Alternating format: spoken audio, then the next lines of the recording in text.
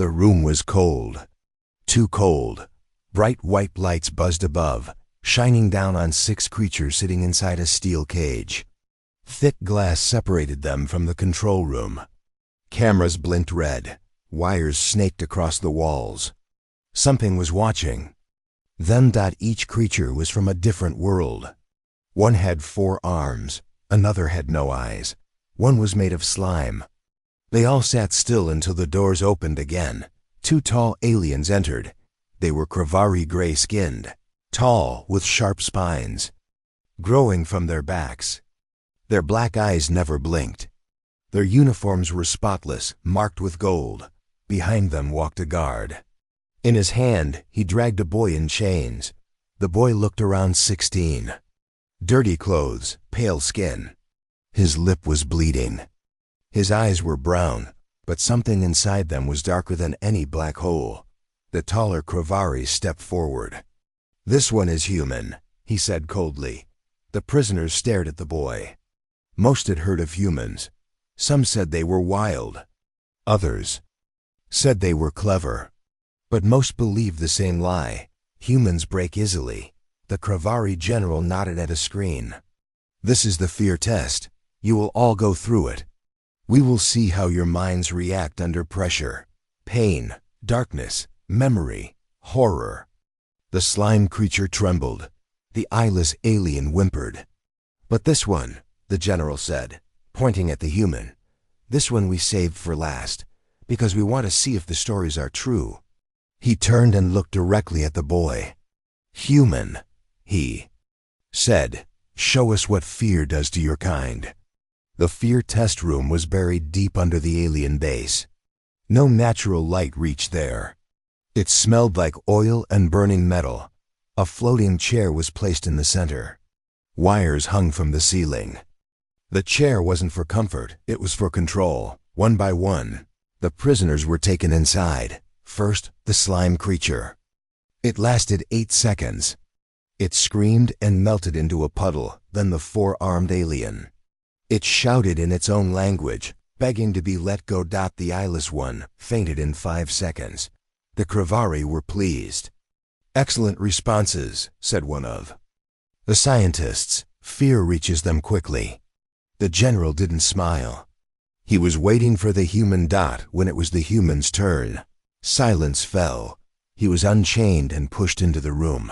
He didn't resist. He didn't speak. He just walked forward and sat in the chair. A Kravari technician hesitated. "Should we bind him?" The general looked at the boy. "No, let's see how brave he truly is." The wires lowered. Small needles went into the boy's skin. He winced but didn't speak. The technician whispered, "Begin the test." Darkness filled the room. The screens showed what the human saw. First came sounds, loud crashes, screams, the cries of dying people. Then came images: his home planet burning. Cities turned to ash, people running and falling. His breathing slowed. Then the eye dug deeper, pulling his memories. His mother dying. His brother taken. His home destroyed in a raid. Pain shot through his head. Still, he didn't scream. Still, he didn't blink. The Kravari general leaned forward. "Is the machine working?" "Yes, sir," the technician said nervously. "It's working perfectly. But his brain isn't reacting like the others." The general hissed, "Turn up the levels." Now the screen flashed red. Monsters crawled toward the boy. Fire surrounded him. Oxygen was pulled from the room. The human started to shake. Sweat ran down his neck, but he didn't cry, he didn't beg, and he still didn't blink. A quiet voice echoed in the room. It was the boy. He was speaking. "You're wasting your time." Everyone turned to the screen. What did he say? The general snapped. The technician rewound the audio. Again, they heard the words, "You're wasting your time." The Kravari were confused. "Why isn't he breaking?" the scientist whispered. "Why is he calm?" One screen showed the human's heart rate. It had slowed. His mind had entered a focus state. He wasn't resisting the fear. He was using it. The general stared at the screen. Then the power in the room flickered, alarms blared, sparks shot from a console. The system, a technician, shouted, "Something's wrong. His brainwaves, he's taking control." On the screen, the boy finally moved. He raised his head. His eyes glowed slightly red under the light. He whispered, "You think fear weakens us, but for humans, fear sharpens us." The glass shattered. The room lights exploded. The AI screamed and died. The doors slammed shut. The technicians panicked. "Shut it down! Shut it down!" But it was too late. The boy stood up. The needles had fallen out. He looked straight at the camera. Then he smiled. The Kravari general felt something he hadn't felt in decades. Fear. The backup security team rushed to the hallway outside the test room. They carried pulse rifles and war armor. One shouted, "Is he armed?" "No, but be careful, he's human." Inside, the boy walked calmly. The smoke from the broken wires rose behind him. He stepped into the hallway. 12 guards pointed weapons at him. "Get down!" One shouted. The boy raised his hands, but he wasn't afraid. He looked left, then right. "You're afraid," he said softly. The guards tightened their grips. Then suddenly, the lights above them went out. Dark, silent. Then the guards heard a whisper behind them. "I didn't blink." "And you shouldn't either." Then chaos, one by one, screams, echoed down the hallway. The cameras went black. Blood marked the walls. 10 minutes later, silence returned. Then footsteps. The boy walked out. A rifle in one hand, an ID chip in the other. He walked toward the elevator. The Kravari general was watching the footage in horror. "He's not just resistant to fear," he whispered. "He uses it. He becomes more dangerous." The technician turned.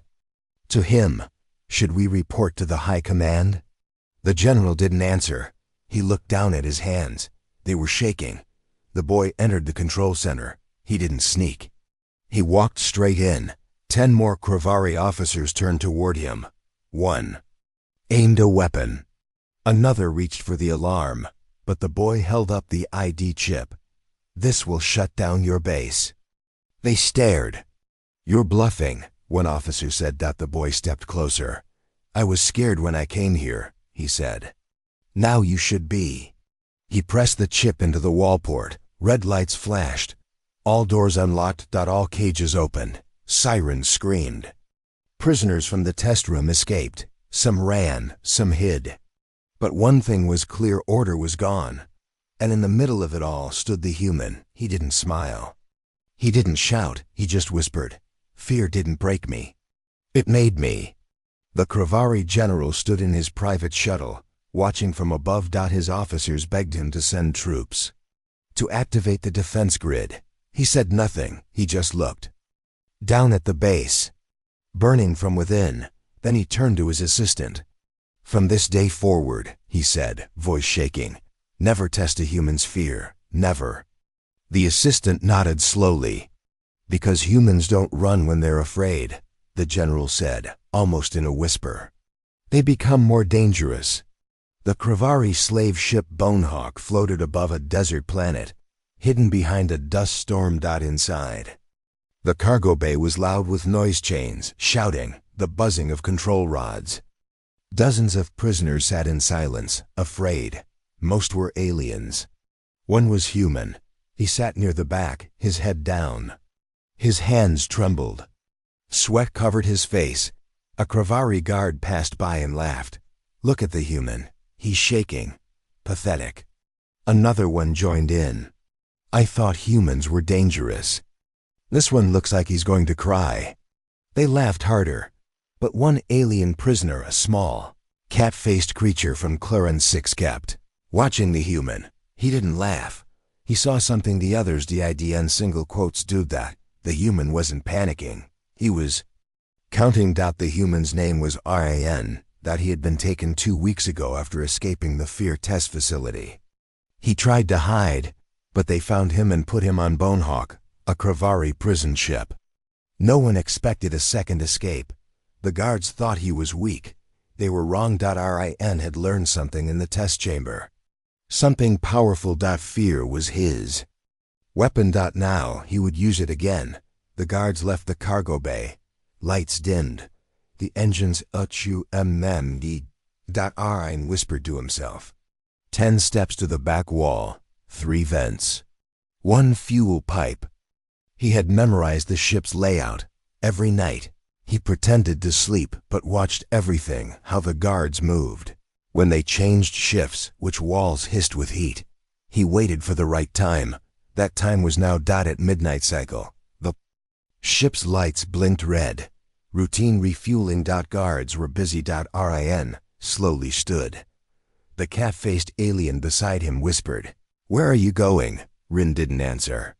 He moved to the back wall and pressed against a panel. It hissed open slightly. He had loosened it days ago using just his nails. Behind it, wires glowed. Rin looked around once. No guards. He pulled 2 wires apart.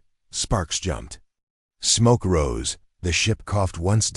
And then it began. Sirens blared. Lights flickered. The whole floor shifted as the ship jolted to one side. Guards ran in shouting, "What happened?" The prisoners screamed. Rin was already gone. Inside the engine room, a small fire burned near a fuel pipe. The Kravari engineer swore, "Fire suppression is failing." Another shouted, "The controls aren't responding." On the screen, systems began shutting down one by one. Navigation, OFF oxygen. Flow, OFF security doors. OP and back in the control room. The captain of Bonehawk, a thick-skinned Kravari with silver armor, watched the chaos on the screens. "What is happening?" a technician screamed. "It's the human." He escaped his chains. "He's inside the ship." The captain froze. "No, impossible." But he remembered something from a file he once read. Humans under fear don't break, they build. Plans. He turned pale. "Seal every deck." Now. Too late. Rin was already in the weapons bay. He pulled the security panel off the wall. Behind it were blinking buttons and an old emergency code pad. He didn't know the full Kravari language, but fear made his mind sharp. He remembered symbols. Patterns. He typed 5 keys. Click. A hidden door opened. Inside was a plasma bomb. The ship shook harder now. Prisoners broke free. Doors had opened all over the ship. The guards were outnumbered. Aliens attacked their captors. The Kravari weren't trained for chaos. They lost control in minutes. Rin stood in the hallway, holding the bomb in his arms. A guard spotted him and aimed his rifle.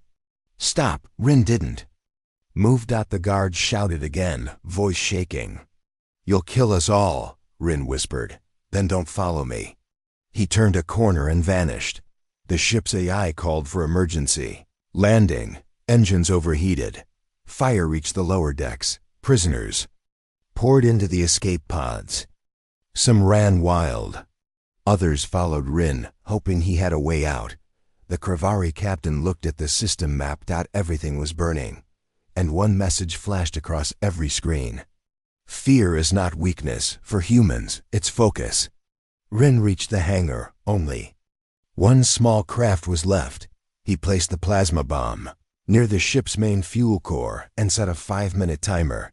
Then he turned and looked at the alien prisoners behind him. "Whoever can fly, get in."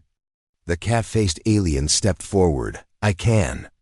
They climbed into the escape craft and launched into space. Behind them, Bonehawk burned like a falling star. Then boom. The whole ship exploded into a cloud of fire and smoke. From orbit, it looked like a second sun had risen over the desert world. Inside the escape craft, Rin sat in silence. His hands were no longer shaking. The cat-faced alien looked at him with wide eyes. "Why did you smile back there, when the guard pointed the gun?" Rin turned his head slowly. "I wasn't smiling." The alien frowned. "Then what was that look on your face?" Rin replied in a low voice, "That was fear, turning into a plan." Hours later, the escape craft was picked up by a rebel ship. They Scanned the passengers and found Rin. "You're the human from the lab escape," a rebel commander said. "The one who survived the fear test." Rin nodded. The commander smiled. "We could use someone like you." Rin didn't smile back. He simply said, "Just point me at whoever thinks fear is weakness." Far away, on a Kravari capital ship, the report reached High Command. Bonehawk destroyed. Human escape confirmed. Hundreds of prisoners freed. One human responsible. A Kravari warlord stared at the report. He slammed his fist into the table. "Find him." "Now!" His advisor stepped forward. "Slowly. And when we do, should we kill him?" The warlord shook his head. His eyes were cold. "No, killing him won't end this." He leaned closer and whispered, "We must learn how to fear like humans do." The jungle moon of Travax 9 was silent, not because there were no animals, but because something had scared them all away. At the center of the trees stood a burned escape pod. Smoke still rose from the wreck. Footsteps echoed. 12 Kravari hunters walked slowly, their rifles glowing green. They wore dark armor and emotionless helmets. Their mission was simple: capture the human alive. Rin stood barefoot on broken metal. His shirt was torn, and blood ran down his arm. He had no armor, no weapon. But he was smiling. The leader of the Kravari team stepped forward. "Human, don't move." Rin tilted his head. The Kravari raised his rifle. "We are ordered to bring you in, alive if possible." Another soldier added, "But not in one piece if necessary." Still, Rin didn't move. Still, Rin smiled. One of the Kravari moved closer. "Check him." As the soldier stepped forward, Rin whispered, "You shouldn't." The soldier laughed and reached out. In one smooth motion, Rin grabbed the alien's wrist, twisted, and pulled the rifle from his hand. The rifle hit the ground. The Kravari screamed. Rin didn't attack again. He just stepped back and stood, still, bare hands raised. The other 11 surrounded him. The leader growled, "Fool, you think one trick saves you?" Rin replied calmly, "I'm not trying to be saved." He looked up at the jungle canopy. Then he smiled wider. "I'm waiting for something." Suddenly, smoke rose from the treetops. Then came the sound click. Click, click, repeating fast. A series of hidden mines exploded across the field. The ground shook. The Kravari turned in shock. "Mines?" From the trees, dozens of lights flickered. A hologram activated in the air. Unit 9 jungle perimeter armed. "Welcome, Commander Rin." The Kravari froze. "You had time to build defenses?" One asked. I nodded. "Fear gives me focus. Focus gives me time." He stepped forward, barefoot, bloodied, and said, "You surrounded me, but you never looked at your feet." 2 Kravari soldiers tried to retreat. Boom. Hidden clay spikes pierced their legs. They screamed and fell. Another turned and ran into the trees, only to hit a wire trap that flung him against a tree. He didn't get up. The jungle wasn't wild anymore. It belonged to the human. Inside the command ship above Travax 9. A Kravari captain watched the live feed in horror. "Status report." A soldier spoke fast. "We have 8 men down. No shots fired by the human." The captain yelled, "He has no army." The soldier corrected him quietly, "He doesn't need one." Back in the jungle, only 3 Kravari remained. One aimed his rifle, but his hands were shaking. Rin raised a stick from the ground and pointed it at the soldier like a sword. "You think I need tech? You think I need armor?" He dropped the stick. "I only need one thing." The soldier shouted, "What?" Rin answered, eyes sharp, "To be afraid enough to not hold back." Then he ran. Not away from them. The soldiers panicked and fired, but Rin dodged, slid under branches, rolled into cover. He threw something small. Flash, bang, boom. The light blinded all 3. When their vision cleared, Rin was behind them, 1 elbow strike, 1 neck chop, 1 takedown. Only the leader remained. Rin stepped over the fallen bodies. His hands were empty, but the leader backed up. I was told humans were emotional, that fear makes you weak. Rin stared straight at him. My fear never left me. He took another step forward. It just got smarter. Up above, the Kravari captain grabbed his communicator. Abort mission. Get that man off that moon. He's not a target. He's a trap. The jungle grew quiet again. Rin walked to a fallen Kravari and took a backpack. Inside he found water, tools, and data chips. He sat down, took a deep breath, and whispered, 12. Hunters. No bullets fired. Just fear, planning, and patience. He looked at his shaking hands. Still afraid, he said. Good. He began building something with the tools. Fear keeps me sharp. 2 hours later, a rebel drone found Rin. It hovered over the treetops and scanned the area. Voice from the drone. Human identified. Rin. Alive. Back at Rebel HQ, a voice came over the speakers. We found him. He survived. Someone asked, how? He was unarmed. The operator replied with a dry voice. He was unarmed. They were unprepared. Back on the Kravari warship, High Command. Read the report. One general looked at the screen. 12 trained soldiers, 0 survivors. 1 human, no weapon. Minimal injuries. Full control of terrain. The general whispered, he's not just using fear. Another replied, he is training. With it, the first leaned forward and growled, he doesn't fear us. But now we fear him. The Kravari believed they had finally found a way to stop the human. Guns had failed. Traps had failed. Even 12 elite soldiers had failed. So now, they turned to something older. Mind control. The Kravari Empire had psychic units creatures with the ability to read, invade, and break the minds of others. They had crushed rebellions, erased secrets, and rewritten memories. No species had ever resisted them. Until now. Rin woke up in a steel chair. His hands were tied behind him. His head was heavy. Lights buzzed above. The room was white, round, and empty except for one thing, a floating platform across from him. On it stood a being unlike the Krava. It had a long neck, black robes, and a head like smoke. Its eyes glowed purple. A psychic. The creature spoke, voice like glass breaking. Human. You are dangerous, but your mind will not be. Rin didn't reply. The psychic stepped closer. I will find what makes you afraid, and I will turn it into your prison. Rin raised his eyes and said just one thing. Then don't cry when you see it. The lights went dark. The psychic placed 2 fingers on Rin's forehead. A shock ran through Rin's skull. Then the room vanished. They stood in a memory. Rin was a child 9 years old. The world around him burned. A Kravari warship flew above. Earth buildings collapsed. Screams echoed. A woman ran toward a shelter. Rin's mother. A blast hit nearby. She fell. Rin tried to run to her, but invisible walls held him back. He screamed. Cried. The psychic laughed. You carry this pain. Good. Let it drown you.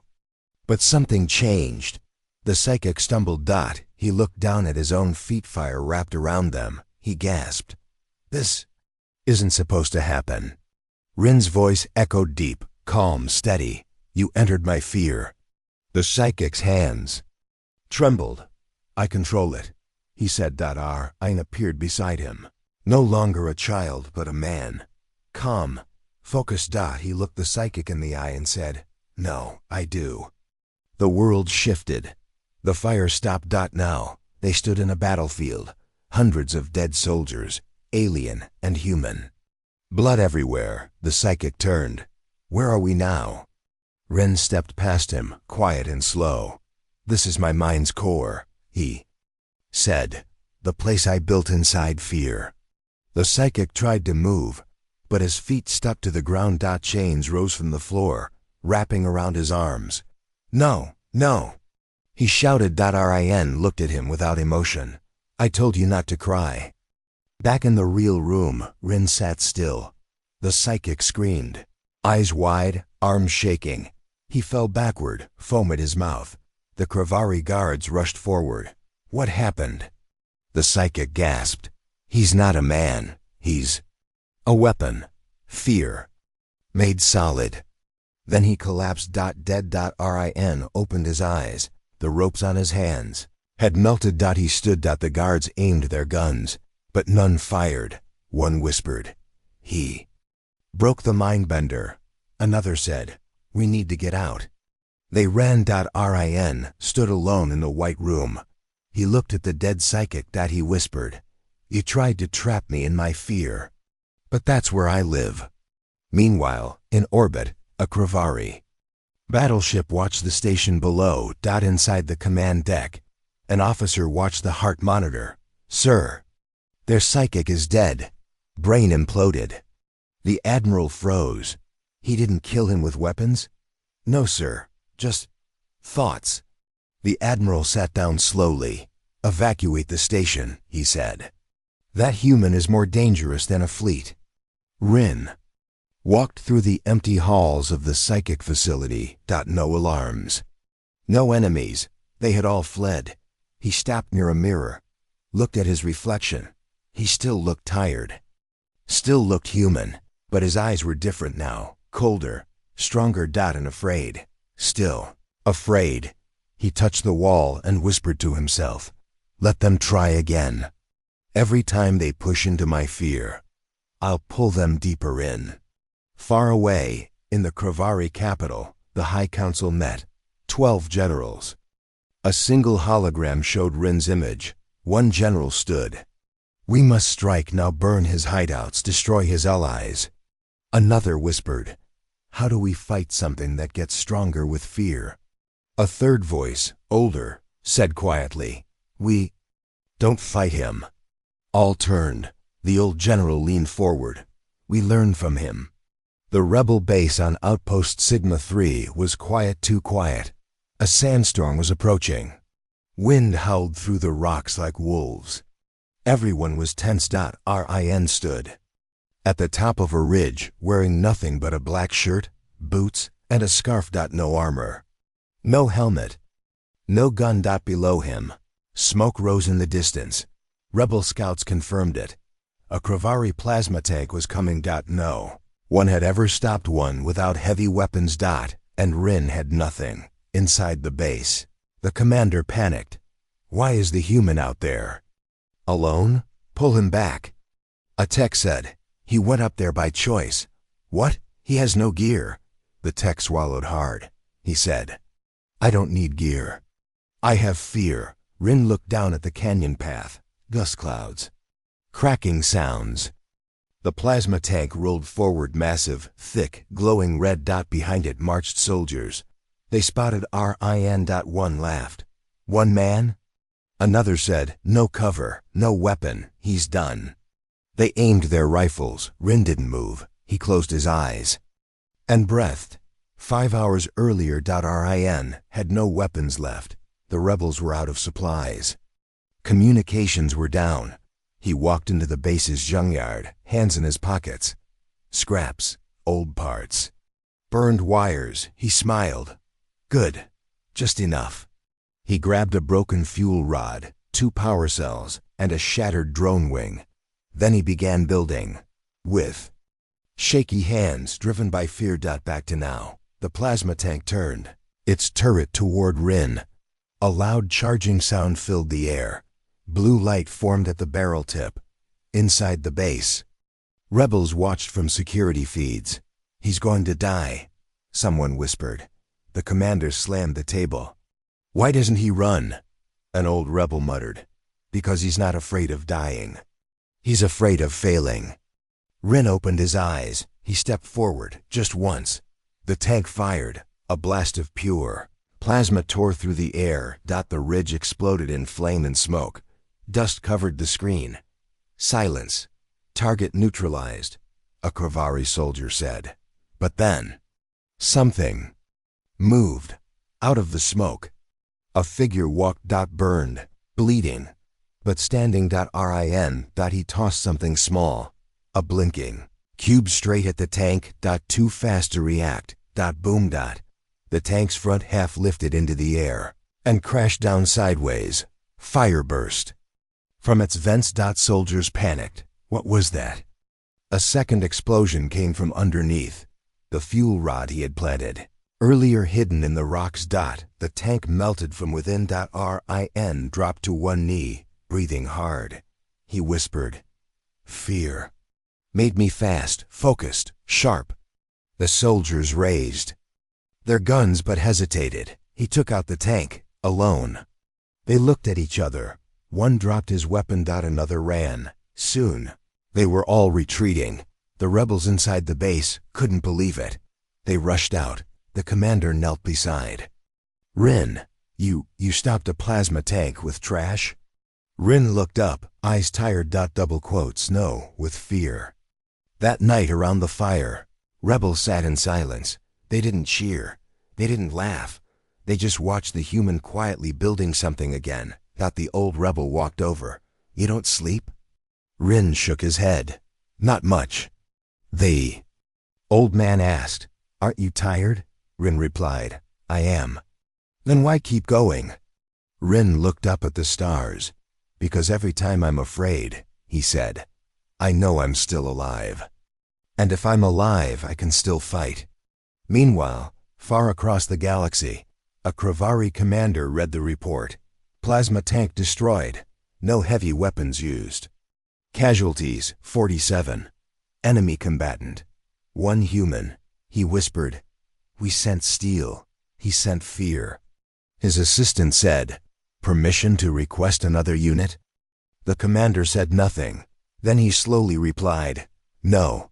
Cancel all operations near Sigma 3. The Kravari training arena on Fortress Ship Koran was silent.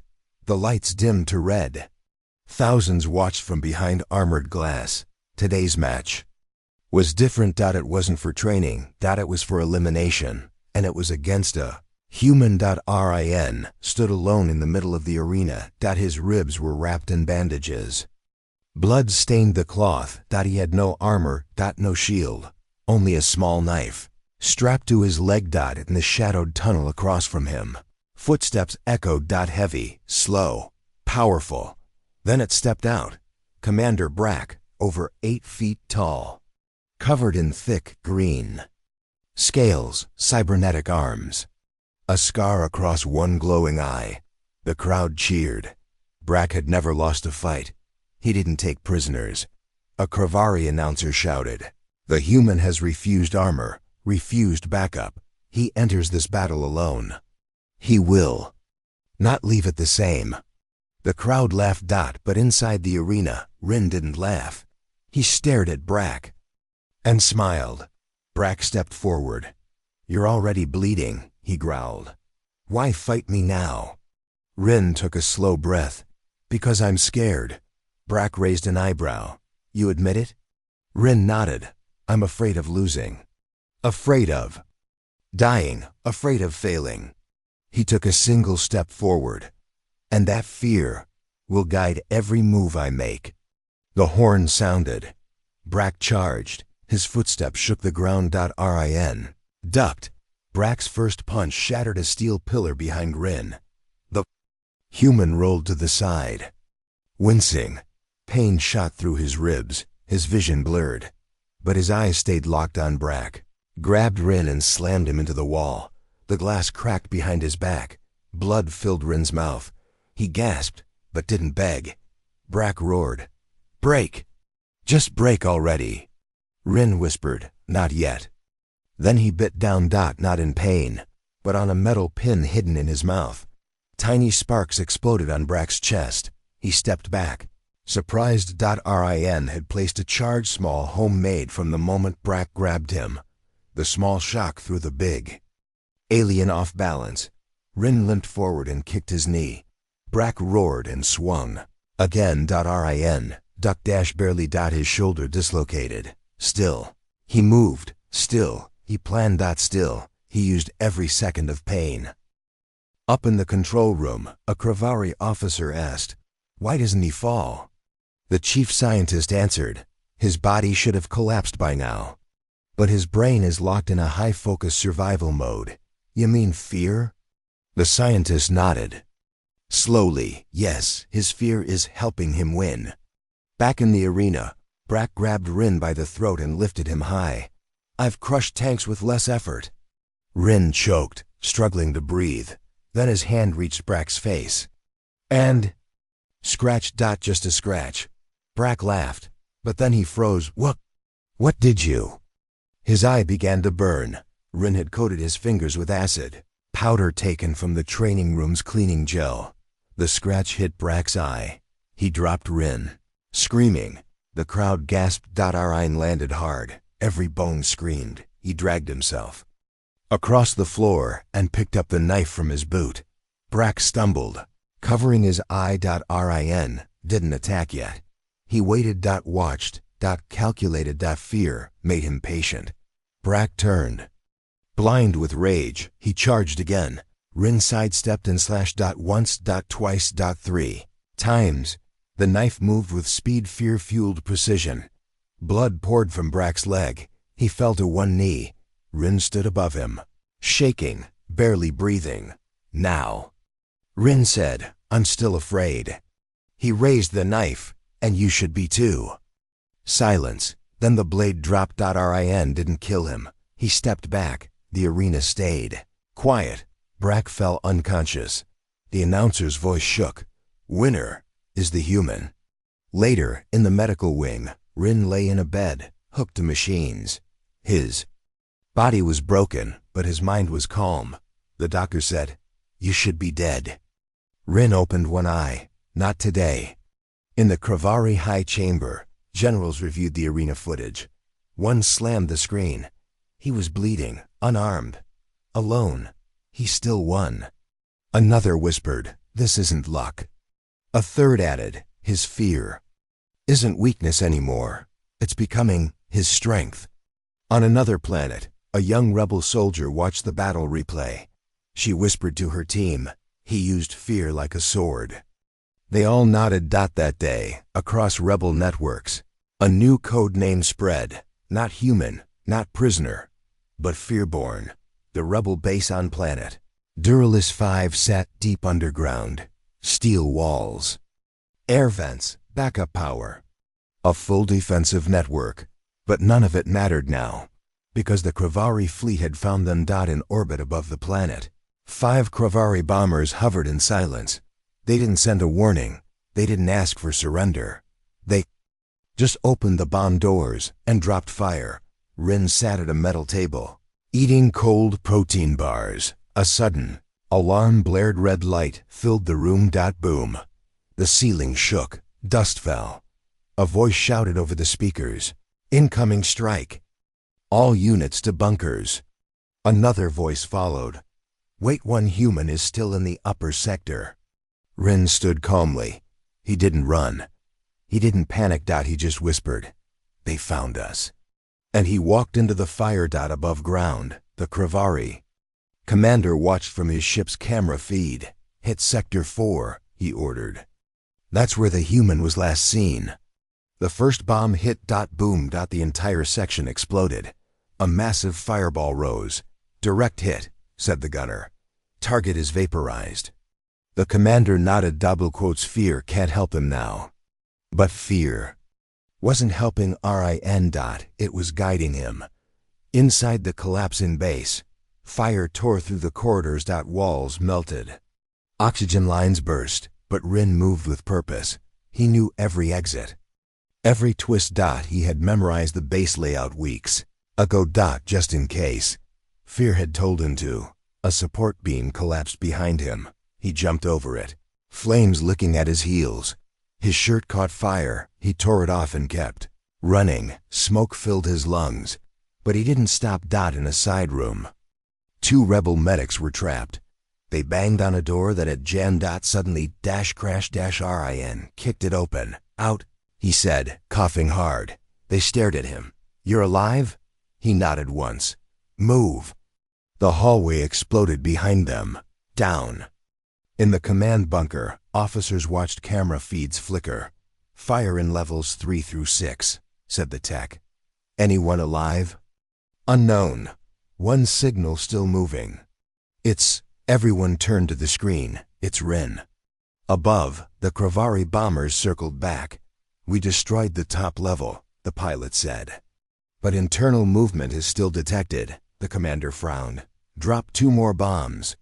Finish the job." The second strike came faster. This time. The whole base shook, metal bent inward. Tunnels collapsed. Fire burst up through the floors. The medics with Rin were thrown into a wall. One screamed, "This is it, we're gonna die." Rin coughed, blood. In his mouth, he looked up. Not yet. He crawled to a console and yanked wires from the wall. Sparks shot out. He plugged 2 together. A hidden panel slid open in the floor. "Down," he said, "now." It was an old mining tunnel, unstable, narrow, but it led outside. They slid down as explosions boomed above them. The last support beam collapsed behind them. Dust choked the air. Then dash silenced. 1 hour later, the Kravari bombers flew away. Their mission was complete. Nothing was supposed to be alive, but from the edge of a cliff, a hand reached out of the dirt. Then another. Rin pulled himself up, gasping. Burned, bleeding, barely conscious, but alive. Behind him, the 2 medics crawled out too. They looked at the burning crater. The base was gone, but they weren't. Because of him. Back at Kravari High Command, a new report arrived. Target not neutralized. 1 human seen alive. Escaped with survivors. Location unknown. The warlord slammed his fist on the table. This was a full strike. How is he still alive? A general spoke softly. Because fear made him ready, before we ever arrived. On a rebel ship far from Duralis 5, the survivors sat quietly. The medics told the story. No armor. No weapon, half dead. He saved us. Both. A young rebel whispered. How? One medic answered. He walked through fire because he'd already walked through fear. Inside the medical bay, Rin lay unconscious. Machines beeped around him. His body was broken again. But his brain never stopped. He dreamed of fire. He dreamed of falling. He dreamed of everything he feared. And then, in the middle of it all, he stood up. Smiling. The Kravari Empire was done playing games. They sent their best. An elite strike force, 1,000 warriors, heavy weapons, armored suits, and ruthless commanders. Their mission: find Rin, capture him alive, or kill him trying.